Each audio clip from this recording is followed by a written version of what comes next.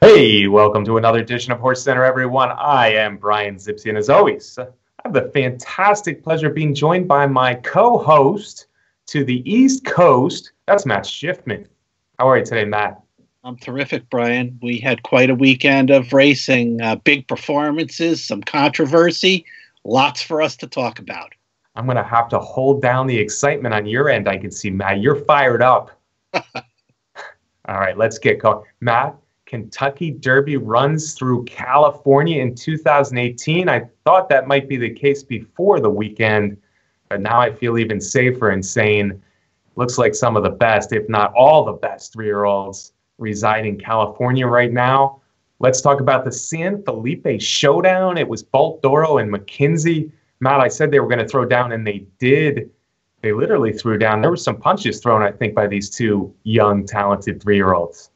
There certainly were. We sure thought that they might be the two best three-year-olds, and they came out running. They showed their best. We got a ding-dong battle down the stretch the entire way, with some bumping, with some fouling, with the stewards, with some controversy.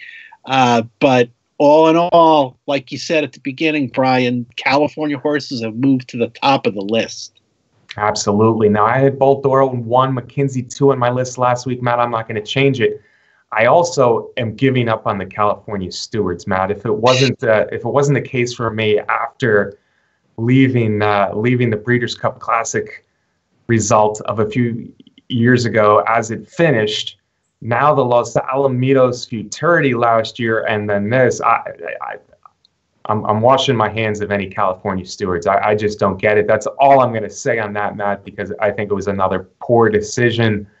Having said that, I like Bolt D'Oro a little bit better than McKinzie did going in, coming out. It was his first race in 4 months. I thought it was a very strong performance. McKinzie, obviously, his game, he showed that at Los Al. Obviously, McKinzie's very talented, and it was a strong performance by him. But nothing in the race warranted a takedown, a disqualification, a reversal of order of finish. McKinzie looks like he's going to Arkansas. Bolt D'Oro looks like he's staying for the Santa Anita Derby. Matt, which one of these two do you like better? I liked what I saw from both of them, Brian, and I was really impressed with McKinzie's determination down the stretch. I know that Bolt D'Oro was coming off of a big layoff, but and that was probably a factor to some degree, but it sure didn't look like McKinzie was going to let Bolt D'Oro get by. My last comment about the stewards is, and the thing that I found most remarkable was in the aftermath, they decide to put an exclamation point on their decision and kind of say, we're not messing around, and give Mike Smith days for that ride. Now, that's the thing I thought was most ridiculous. If there was a foul, it was hard to see, and certainly not a foul that deserved jockey getting days. I have no more to say about that, Matt. McKinzie, I tend to do this, and maybe it's good, maybe it's bad, but McKinzie now reminds me of Dortmund, not so much in the physical presence of Dortmund. McKinzie's a nice, big, strong horse as well, but he's certainly not a lookalike for Dortmund in any way. But the way they run some of these preps, they're running in some of the same preps. McKinzie's starting to remind me of Dortmund. My guess is much like Dortmund, that doesn't win the Kentucky Derby, although Dortmund ran a solid race at Churchill Downs. Bolt D'Oro, I've liked for a long time now, and I think this was the perfect race back. It probably took something out of him, but I think that only helps as he has one more strong prep before the Kentucky Derby. And that should come in the Santa Anita Derby now, Matt. And we're saying Bolt D'Oro and McKinzie are 1-2. But a lot of people, apparently a ton of people, because of the way the Kentucky Derby future wagering went, think that Justify, a horse who's yet to run in a stakes race, ran a 1 mile allowance race the day after the San Felipe, is the best three-year-old, the best horse, the best three-year-old in Southern California, the best three-year-old in the country. Not he's the Kentucky Derby future favorite off of 2 races, one a maiden, a sprint, and one an allowance at a mile. Yeah, he looked good, but I don't know. Well, certainly that betting frenzy in the last hour and 15 minutes after Justify's race was interesting to see, and I didn't vote Justify on top in the poll just because he hasn't won a stakes race yet, Brian. But I'll tell you what, I was duly impressed. I'll be honest with you, Brian. I think he's the real deal. The way he moved around that horse in the turn, and I know it was just an allowance race, and I understand that horse was maybe getting tired already, but in just a matter of a few jumps, he went from 2 lengths behind to 3 lengths ahead, and the way he powered down the stretch, this horse is the real deal. Mr. Baffert is acting like the Bob Baffert acts when he's got the real deal. So I'm going to be interested to see what happens. I don't think they're going to beat him in the Santa Anita Derby. Yeah, I think Justify probably is the horse to beat in the Santa Anita Derby. Now, the Santa Anita Derby will be a far, far different race than the Kentucky Derby. Justify is not on my list. Now, this is a list that partially is based on what they've done, partially on what I expect in the Kentucky Derby. He's not in the top 2 from the Baffert barn, and that's partially because McKinzie and Solomini are very high on my list. But I'll tell you what, Matt, horses like this do not win the Kentucky Derby. I've seen dozens in the last 40 years who just looked really impressive. Don't forget, he was running by, as you said, a horse who had already run very, very fast early, and frankly, a horse who's just not in graded stakes class. So you take that for a grain of salt as far as what he did. Is he a talented horse? Oh, yeah, he's a talented horse. It was electrifying to see both the maiden and the allowance. But that's what they are. They're a maiden and allowance. Santa Anita Derby, I think he's got a good shot, because what's going to happen in the Santa Anita Derby, he's going to find the home track, Santa Anita. He's going to find Bolt d'Oro coming off this very tough San Felipe. And he's going to find probably a 4, 5, 6 horse field. I'll go out on a limb and predict a 5 horse field for the Santa Anita Derby. And it'll be all about Justify and Bolt d'Oro. And this will be a real showcase for the talent of Justify. Now, when he gets to Kentucky, it's going to be a 20 horse field.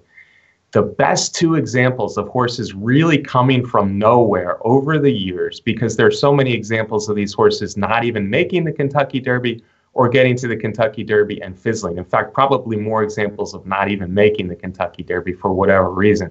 But the best 2 examples over the years, Matt, are Indian Charlie, going back 20, 21 years now. I think it was 20 years ago. And then Curlin. And Indian Charlie had 1 race as a 2-year-old, a sprint early on, and then he had two allowance races, and then the Santa Anita Derby. So he had a little bit more foundation than Justify. He won the Santa Anita Derby like a really good thing over Real Quiet, by the way, who went on to win the Kentucky Derby. Indian Charlie ran a good race in the Derby and faded to 3rd. Curlin, of course, more similarly, didn't come out until February. He did run the Rebel in his 2nd race, which I think gave him a little bit more foundation than Justify before he ran in the Arkansas Derby. And then Curlin, he had the excuse of a trip, but he was a long way back in 3rd in the Kentucky Derby. So for Justify to win the Kentucky Derby, I'm going to say this, it would surprise me. And no matter how good he is, it's too tough. I don't think if Arrogate's form had been just a few months earlier, I don't think Arrogate would have won the Kentucky Derby, frankly. It's too hard a race for a horse with no real experience. In the Santa Anita Derby 5 horse field, he'll finally face his first good horse, but it won't be the kind of experience he needs. So, folks, jump on the Justify bandwagon. I would have given you more than 6-1 if you came to me a couple days ago, for all those people that were betting 6-1. Horses like this don't win the Kentucky Derby. Maybe he'll be the first. All right, I'm stepping off my soapbox, man. I'll give the show over to you again. Take it away. I got him fired up, folks. That kind of betting, that 6-1 on the Kentucky Derby future wager is crazy kind of bet to make on any horse in that 20 horse field on the first Saturday in May.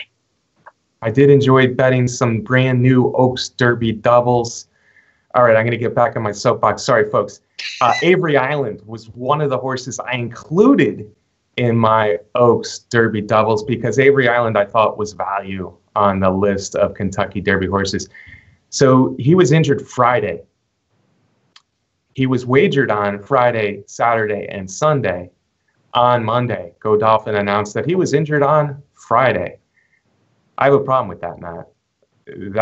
That does not do the sport of horse racing good. That does not do bettors. I didn't put a lot on him. Frankly, I have a few doubles with Avery Island. No big deal. But for all those people that were betting Avery Island over the weekend after he was already injured, ooh, that smells bad. That stinks. Don't like it. I don't know why. Yeah. Godolphin and McLaughlin didn't let people know, didn't let Churchill Downs know that he should be off the board. I guess he can still make the Kentucky Derby, but at the very least, an announcement of his injury. Because what are the chances Avery Island's going to win the Kentucky Derby after being injured in March? Right, I agree, Brian, and that is curious. And you know, I'll come to the defense of Churchill Downs, which I don't do very often. You know, when they found out with Montauk that he wasn't going to be on the trail, they immediately scratched him out. And I'm sure they would have done the same thing in this case. And from what I've read, the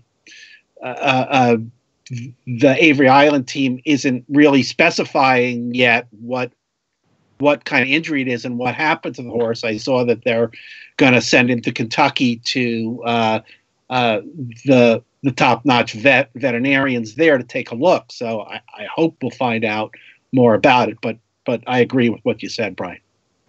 All right. Now let's get back to the racing. The racing's more fun than any negativity I'm throwing around today. Matt, the Tampa Bay Derby produced yet another long shot winner on the Kentucky Derby Trail. Quip, a lightly raced, I think he's a very good-looking son, a well-bred, good-looking son of Distorted Humor, came to Tampa for his first race since last fall, late last November. He wasn't off as long as Bolt Toro, but he hadn't raced since the end of November, where he probably had a tough trip in the Kentucky Jockey Club, but finished in the middle of a pack that day. And he pulled off an upset in the Tampa Bay Derby. Flame Away was among the only favorites, I guess, that really ran big. World of Trouble, we thought might struggle at the distance. Vino Rosso, no. Untamed Domain, first try on dirt, no. Not sure what comes out of this as we look to the Kentucky Derby. Yeah, I like the race that Quip ran in there off of a big layoff. Again, a long shot again, those same kind of numbers that we've been seeing in a lot of races, 19-1, trained by the young trainer Rudolph Brissett, who was an assistant for Bill Mott for many, many years, also a former jockey and exercise rider. He gets up on Quip in the morning, so he gets a good feel for the horse, and he ran a really nice race. Sat in second place, stalking early on, and took control of the race and drew off nicely. Flame Away again showed his grit and determination and rallied in there to close at the end and get second. He's got 30 points now, so he's right on the threshold. It'll be interesting to see if they put up the $6,000 to nominate him for the Triple Crown that's going to be due. Quip, just like the weekend before with Promises Fulfilled, followed a very, very similar pattern to victory. Both of those horses broke their maidens at Churchill Downs. As 2-year-olds, they both went on and won an allowance race at Keeneland. They both went on to the Kentucky Jockey Club, although Promises Fulfilled ran better in there. Quip maybe had some excuses, took a layoff, and came back and won a 50-pointer. Yeah, congratulations to the young trainer, Mr. Brissett. That's a nice way to really kick off his training career on his own. Quip, like I said, good looking, well bred, looks like a nice horse. Can't get excited about him for the Kentucky Derby just yet, but Quip could be a horse that we see a lot of in the future. how nice a horse is Flame Away. Flame Away, you know, whether he's on the lead, we were talking about surfaces, we were talking about distances, and then Flame Away is the one running late in the Tampa Bay Derby, the only one running late. Flame Away is just a heck of a racehorse. I don't know, maybe Flame Away can do something in the Kentucky Derby. I just am impressed and liking Flame Away more with every start, although Mile and Quarter Churchill, I still have my doubts about him, but nice horse, Flame Away. That Kentucky Jockey Club, Matt, was a strangely run race. There was obvious trouble going into the first turn. A lot of horses, I guess, were bothered. Horses are now coming out of it and winning after, at first, it didn't look like a key prep, but you had promises fulfilled, you had Quip, and you had enticed rolling by late to win the Gotham under wraps the last few yards. A real bounce back from a poor Holy Bull. Yeah, it was a very nice performance. The fans, I guess, thought it was going to happen. He was bet down to 3-1. Made a nice, solid run down the stretch to go by, and Godolphin horse. So they're doing well with Enticed, but now they've got their problems with Avery Island. Yes, it was a nice performance. He went by Old Time Revival, who was another near long shot winner on this Kentucky Derby trail. Don't know what to think about Old Time Revival. I don't know what to think about the Gotham. Certainly Free Drop Billy was disappointing in third. Forensic Fire was fourth. At this point, they don't look like Kentucky Derby horses. Maybe Free Drop Billy regains his best when he comes back to the Bluegrass. The Bluegrass seems to like Keeneland. Enticed probably will go on to the Wood Memorial. I'm going to throw out a name, Matt. Alpha. Alpha was another McLaughlin Godolphin horse who I think Enticed reminds me of Alpha a little bit. It seems to be able to get the job done in races where he's running against second flighters, although he did have some success later that summer at Saratoga. Enticed, clearly a nice horse, but I just can't get excited over this rather slow Gotham where he was really only had to beat Old Time Revival down the lane. Maybe he'll be one of the horses to beat, Enticed, that is, in the Wood Memorial, but I think there might be a few others headed to the Big A for that one. All right, Matt, we already talked about Avery Island sustaining some sort of injury at the end of last week and being checked out in a Lexington horse hospital here. Unfortunately, we do have some other Kentucky Derby news that is not nearly as hopeful for the future. Sad thing to report is Marino. I didn't have him on my Kentucky Derby list, but Matt, I actually did think Marino was a super talented one-turn horse that was going to do some good things. We lost Marino after a training accident in Santa Anita recently. Yeah, sure did. It's been a weekend full of ups and downs for the Bob Baffert barn. Yeah, Marino, rest in peace. He was going to be a really good one-turn horse, but broke down and unfortunately had to be euthanized. Matt, over on the other side of the Atlantic, we had some news, and I'm starting to get excited about the UAE Derby on Dubai World Cup night, because that's one half we were already set with Goldtown's impressive win in the 2000 guineas over there. Now we have Mendelssohn, brother of Beholder, half brother to Beholder, half brother to Into Mischief, Grade 1 winner and top sire Into Mischief. Mendelssohn came back, first race since winning the Breeders' Cup Juvenile Turf, and it wasn't a daylight win or anything. He was beating stablemates, well thought of stablemates, but he won at Dundalk in Ireland, about a mile on a synthetic surface, and it looked good enough to me to think he can certainly move forward. Yeah, I agree, Brian. As you know, Mendelssohn has been a horse that I've had my eye on for the Kentucky Derby. I bet him in the Kentucky Derby pools earlier on at a good price, so I was pleased to see that there's a horse that I think we're fairly confident can get the Derby distance. And folks, you've heard us saying a lot about a lot of horses today on the show. I don't know if he can get the Derby distance, but with this one and with Goldtown are a couple of horses that we feel can do that. And maybe this time, Brian, the UAE Derby will produce produce one or maybe two horses who have a chance in the Kentucky Derby if Goldtown and Mubtahij can run 1-2. I think we'll see them on the first Saturday in May.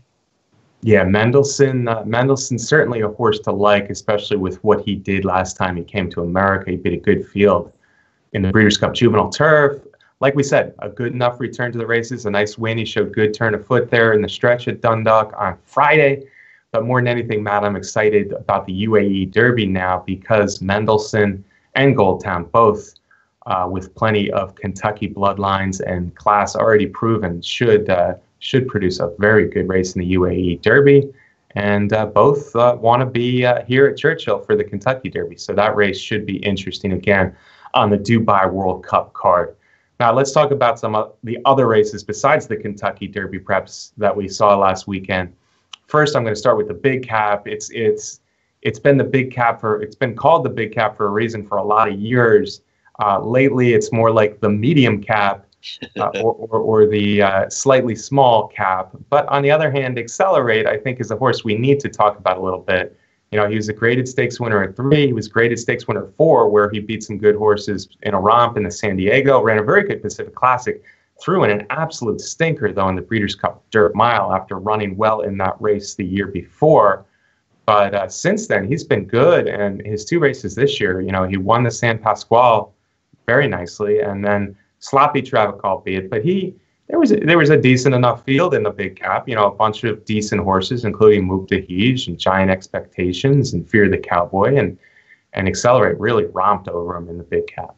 Sure did. Good, solid horses in there. It's good to see a 5-year-old running. It's good to see one of the older horses running out there, which, you know, we're still waiting for the other ones to come out on the track. 5 years old, 2 for 2. He's already a millionaire.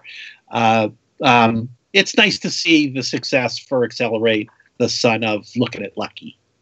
Looking at Lucky is one of my favorite sires. He's a kind of a good value sire, too. He doesn't stand for a ton of money here in Kentucky, and I think he produces a lot of good horses. So it's nice to see Accelerate getting better at 5. Nice to see a good 5-year-old, and the Big Cap was impressive. Unfortunately, the same day, World Approval was not impressive, Matt. Francis Kilroy, you know, I liked Bowie's Hero. I thought he was a steal at 8-1, but I thought that probably was for second money with World Approval in there. But World Approval didn't run his race in any shape or form. No, he sure didn't. It's hard to know what to think about the race. Is he tailing off? Is he going to need a little time off? Did it matter that Johnny V wasn't up and he had a new rider on? Maybe. So we'll see what's next for World Approval. They can't keep winning, you know. They can't keep winning every single race. It's early on. There are, you know, much bigger races down the line that they'll be looking for. Hopefully he came out of the race fine. Yes, World Approval was disappointing there. It did snap a 4-race winning streak, turf champion of last year. We hope that World Approval, this is a draw, a line through a type of performance, and he'll be back to his best soon. But yeah, it does raise the question. Maybe he is on the decline. We'll see. We want to see more from World of Approval. City of Light. City of Light is a horse who still very lightly raced yet another talented Quality Road. Son of Quality Road, ran very well again. The Triple Bend was this one. It's his second grade 1 in a row, having scored in the Malibu to end last year. So I think City of Light is a horse. Met Miles, one of my favorite races, Matt, and I think City of Light might be tailor-made for a 1-turn mile at Belmont Park. City of Light looking good in the Triple Bend. Yeah, listen to that, folks. Mr. Zipsy has had some very good days based on the Met Mile, so he's giving you a little preview there. Yeah, and he's a speedy type, and I don't know that they're pointing for the Met Mile yet. And usually I look for closers in there, but it depends how the race sets up. It's just one of my favorite races, has been for 30, 40 years now. But City of Light is one horse I'd like to see go in the Met Mile. And Matt, I think the deepest race of the weekend, forget the Derby preps, forget the other races we talk about, the Hillsborough, a turf stake at Tampa Bay Downs on the undercard of the Tampa Bay Derby. you had 5, 6, 7 really nice turf mares in there. And the winner was the New York bred from the Chad Brown barn, 4-star Crook. Maybe she's going to be one of the best turf females in the country this year. Well, Chad Brown, turf fillies, sounds like a familiar scenario, and it's good to see Chad get a winner. His barn hasn't been going real well in Florida and in New York right now, but I think that's just a matter of winter not being a time when he comes out with his guns blazing. Chad tends to wait for the spring meet in New York at Belmont, and then, of course, Saratoga. 4-star Crook, again, a New York bred. Audible's a New York bred. The New York breds are doing well early this year, but 4-star Crook, probably the biggest race of her career, and a really, really good turf mare winning a good race in the Hillsborough Tampa Bay Downs. All right, Matt, what do we got this weekend? The big one is another Kentucky Derby prep. It's the Rebel at Oaklawn, Matt. And unlike some preps, we are going to have a sizable field, which I love. 10, 11, 12 or more horses running at Oaklawn Park. It's Saturday, $900,000 purse. Why wouldn't they be there? And there's a number of horses we both like in this year's Rebel. There sure are. There are a lot of horses in there. It's getting close to Derby time that have stuff to prove in there. We've got Salamini coming back, making his 2018 debut. Owner Ahmed Zayat said, I want Salamini in the Rebel, just like American Pharaoh made his debut back in 2015. Salamini is highly regarded by a lot of people. Seems to be a courageous and gritty horse, so we'll see what he's got. There's Sporting Chance for D. Wayne Lucas, making his second start of the year after the Southwest. That race probably will get Sporting Chance close to 100%, so he needs to run big in there. We got a couple of horses for big-name trainers that are 2 for 2 in their careers that they got to show it in this race. We got Magnum Moon for Pletcher and Curlin's Honor for Cassie. Combatant is back for Steve Asmussen. Yeah, man. Yeah, and I could list several other interesting horses. You know what? I will do that. I'll list several other interesting horses pointing for the Rebel. How about Mississippi? Title Ready, Zing Zang, a horse who likes to run late and might sooner or later put it all together and get there. Higher Power is another one who I've got my eye on. So the Rebel is loaded. I think the favorites make a lot of sense. Salamini in his first race since the Los Al Futurity from that barn of Bob Baffert that we talk so much about. Sporting Chance, giving the coach another run. One of 2 good 3-year-olds giving Coach D. Wayne Lucas another run at Kentucky Derby Glory. And I really do like Magnum Moon, what I've seen from him so far. The one of the 2 for 2 horses you talked about, Matt, the Pletcher Magnum Moon. So the Rebel should be fun. I guess Baffert is the favorite, and I guess he's the horse to beat. But if you want to try to beat Salamini, you got a lot of interesting options, intriguing options in Saturday's Rebel Stakes. Matt, it's been another good show on HorseCenter. As always, it's fun to do it with you. Can I get a parting shot from you there in Ice Station, New Jersey? It's my pleasure doing the show with you, Brian. So much going on in the Rebel. Is it going to be another California horse that comes out on top? Can Pletcher get another good runner show up besides Audible? More great racing this weekend. And as always, I want to thank our producer, Brett Workman, for helping us do the show. And as always, I want to thank our sponsor, Derby Wars, the best contest site out there. But more than them, even, I want to thank you folks for tuning in every week here on HorseCenter. You can subscribe to our YouTube channel right there on Horse Racing Nation. Matt, I also have an eye on those 2-year-old sales at Ocala starting today. Should be interesting to see a lot of our future stars being auctioned off in Central Florida today and tomorrow. A lot to look at and a ton more to look at on the Kentucky Derby Trail. So we'll be back talking about it, showing the highlights right here on HorseCenter next week. See you then.